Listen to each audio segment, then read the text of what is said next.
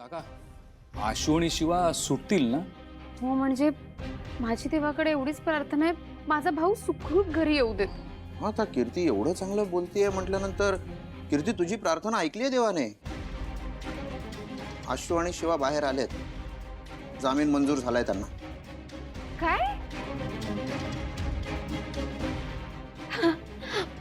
हो पण कसा मिळाला एवढा लवकर? म्हणजे आम्हाला खूप काळजी वाटत होती की लवकर कसे काय येतील ते आता घरी. कसं काय? हो, पण आता झालंय. तू नाश्ता पॅक कर ना, मला घेऊन जायचं. मी करून ठेवला नाश्ता पॅक. मला एवढा वेळ मी आशूचाच विचार करत होते ना. हो, काका, म्हणजे आता आशू आणि शिवा सुटून बाहेर तर आलेत, पण पुढे काय? कारण त्यांचं घर तर काय त्यांना परत मिळू शकत नाही ना. नाही, मी आता जाणार आहे ना वकिलाकडे, त्याच्याशी बोलतो, म्हणजे काहीतरी मार्ग निघेल त्याच्यावर. काही झालं तरी आपलं घर आपण परत घेणार आहोत. हो बरोबर आहे तुझं, घर मिळायलाच हवं.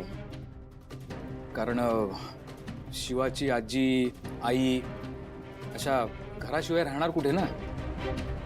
कारण किती झालं तरी आउट हाऊस, गॅरेज ह्या काय राहायच्या जागा नाहीत. नाही, निघेल ना, काहीतरी मार्ग निघेल.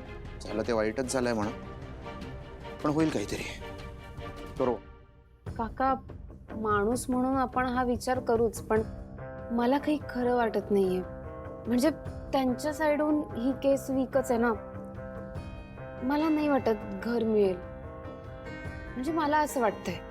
कीर्ती, तू नको करू एवढा विचार. जा, नाश्ता घेऊन ये जा. हा, जा जा जा. हो, पॅक केलं मी, ते खाऊन घेऊन ये, मला जायचंय. म्हणजे नंतर तुम्ही जाते.